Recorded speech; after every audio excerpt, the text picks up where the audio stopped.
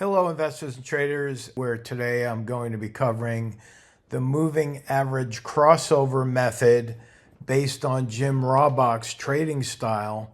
And before I get into the charts, let me just say that Jim Robach was a guest that I had many years ago on my PBS television show, Wealth and Wisdom, where at the time he was known to be the Zen of market timers. And so when I was interviewing Jim for the program, I had asked him what was his secret. How did he become the #1 stock picker in the world? And he disclosed this method for picking stocks and trading the legs, which are the shorter term trends within a longer term trend, using the charts. Now, before we get into the charts, let me first say that a simple moving average is the most basic of the moving averages. That's the SMA. Sometimes you'll hear about the 5-day, the 10-day, the 20-day, maybe the 50-day or 200-day moving averages. For this strategy, we're using the 20-day moving average, which is basically a calculation taken by the average closing price of a stock over the last 20 days. Now, again, if you're using a 5-period moving average, and you could, that would be more for the day traders. You could even use this on a minute-by-minute chart, or 5-minute chart, 15-minute chart. You pick it. That's what we do. Now, in this example, I'm using Walmart. It's a daily candle chart. And on the chart, you can see that I have this blue line here, which is the 20-period moving average running throughout the price action of the stock. Now, Jim's method was extremely simple. It's one of the most basic strategies that you can follow, especially if you're a brand new trader, where you're looking at the movements of the price action above and below that 20-period moving average. Now, Jim's method was he waited for the price to literally close over that moving average, or he would wait till the end of the day to see if the stock was going to close over that moving average, and then he would take action. So in this instance here, you could see that we have a closing price on the green candle right there. And what happened shortly thereafter? The price continued to run up. Now, back in those days, Jim would buy on a close over the moving average, and then he would wait for a close below the moving average before he would get out.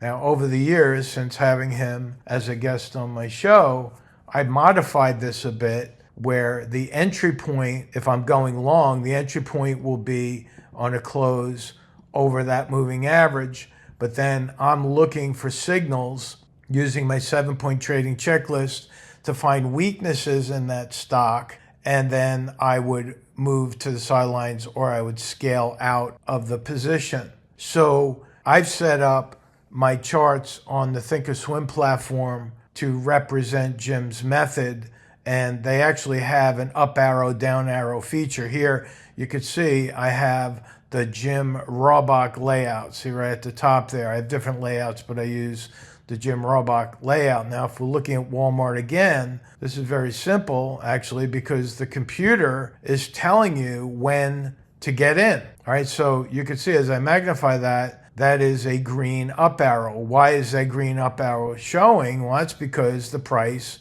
has closed above that 20-period moving average.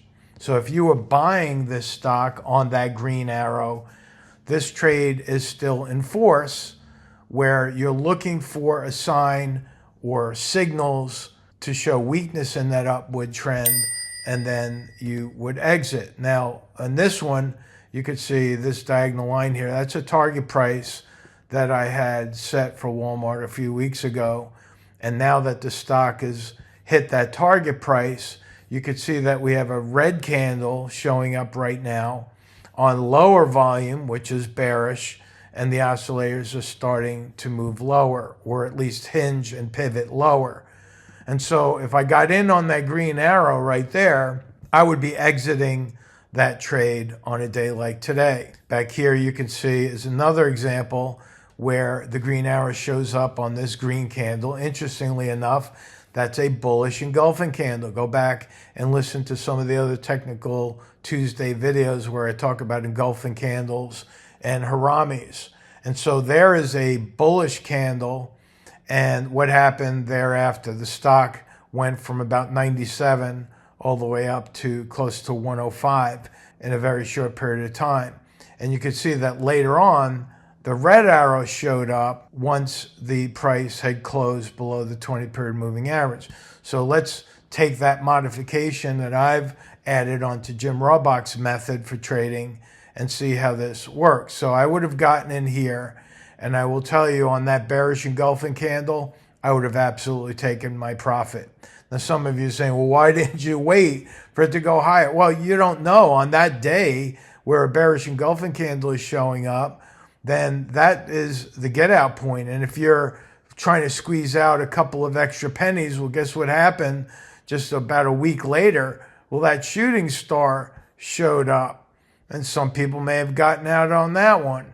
And if the diehard buy and hold until I hit my target prices type of a trader gets in and holds, well, they might have held all the way to the shooting star up here. But what I'm trying to show you is that this method works extremely well for short-term trades, because a lot of times once a stock closes over that moving average or closes below the moving average, it will at least continue in the direction of that cross for at least a little while.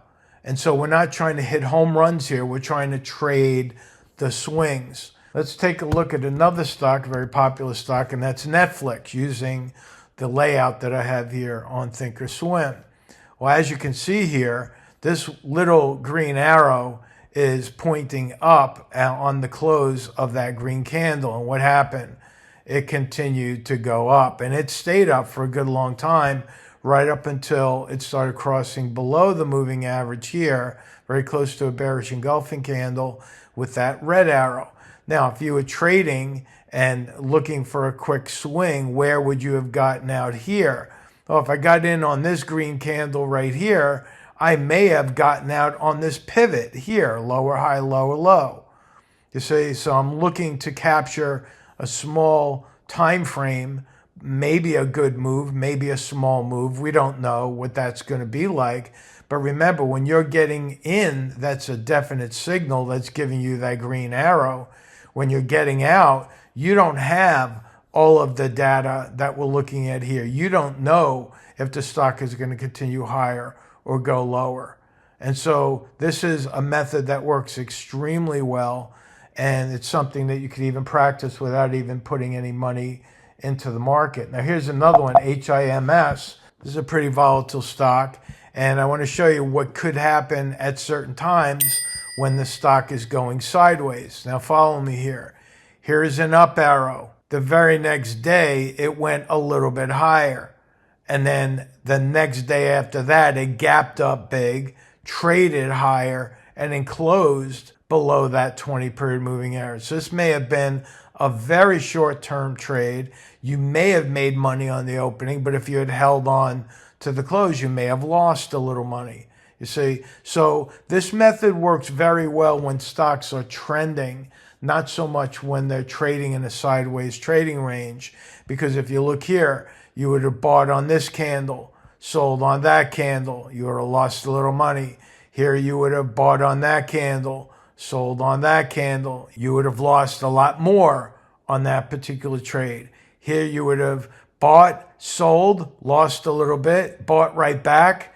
And if you were trailing your stop on this one, this is a very interesting pattern here. You would have bought on that green candle, bullish harami, traded up. You may have gotten out on that bearish harami, or you may have gotten out on that hanging man, right? Some of you may have been just holding on, waiting for a bigger move, and you may have gotten out on that shooting star. However, like I said before, if you bought on this green candle and held to this red candle, you may have squeaked out with a small profit, maybe even a small loss. So for the Jim Robach method, I like it very much for an entry strategy. And then going back to your 7-point trading checklist that we provide for our members at Stickytrades, that works very well for stocks that are going in a sideways range, as long as you're getting in on the arrow, following the technical signals to get out. You see, so that is the 20-period moving average method using Jim Robach's strategy. So I hope you liked this video. If you do, please throw a like down there, add a comment, ask a question. You could subscribe to the channel. That's the best compliment that you can give us, and we thank you so much for that. And you have a good rest of the week. So long.